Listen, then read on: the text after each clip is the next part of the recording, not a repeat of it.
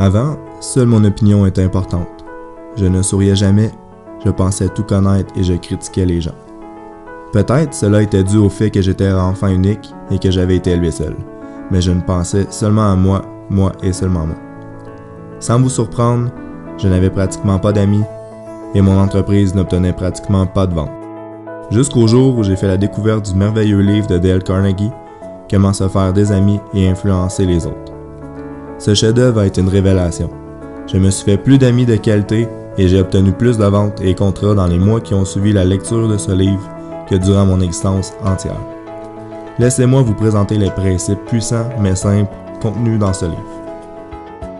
Maintenant, si j'apprends que mon interlocuteur est un passionné de culturisme, je veux tout savoir sur ce sujet.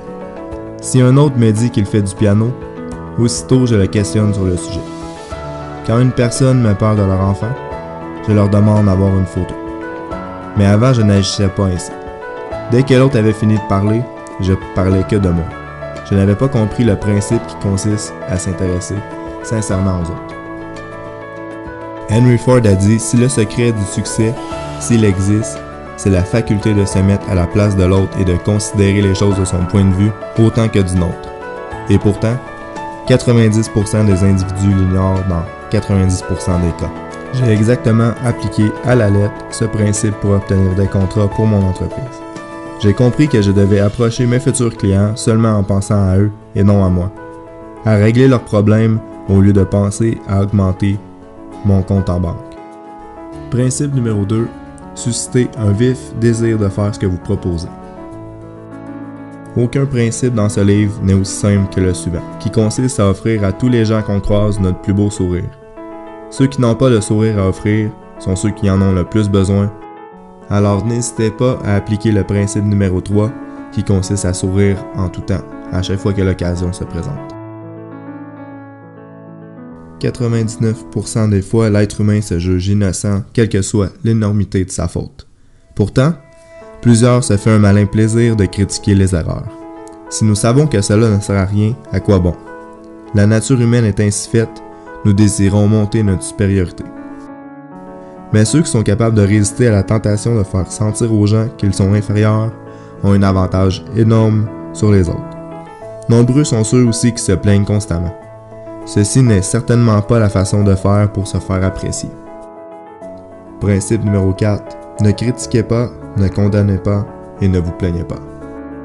Selon le professeur John Dewey, le désir d'être important est le désir le plus puissant des appétits humains. Nous connaissons tous la fameuse phrase « Agis envers les autres comme tu voudrais qu'ils agissent envers toi-même ». Donc il faut savoir que toute personne que nous rencontrons se croit supérieure à nous consciemment ou inconsciemment.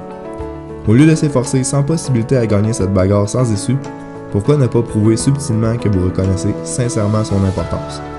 Emerson a dit « Tout homme m'est supérieur en quelque manière et je m'instruis auprès de lui. » Le principe numéro 5, faire sentir aux autres leur importance.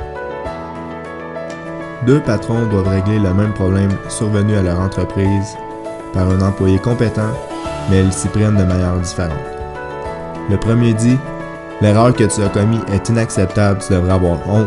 Ton erreur a coûté 10 000 $ à notre compagnie. » Le deuxième, plus rusé, approchait le problème de la façon suivante. « Écoute, je sais que tu te sens mal pour l'erreur que tu as commise. À mes débuts, j'ai commis la même erreur, et même si elle était coûteuse pour la compagnie, elle n'a pas fait faillite. Qui, selon vous, a le mieux géré la situation? » Principe numéro 6. Il vaut toujours mieux parler de nos erreurs avant de corriger les autres. Et finalement, le principe numéro 7. Encourager que l'erreur semble facile à corriger. Je me souviendrai toujours quand j'ai commencé à faire de la boxe. Peu importe mon manque d'expérience, mes erreurs ou mon manque de jugement, mon entraîneur m'encourageait en me disant qu'un jour moi aussi je serais un grand boxeur. Malgré les défaites, il m'a toujours démontré qu'il avait confiance en mes capacités. Je vais toujours me rappeler de la puissance de l'encouragement.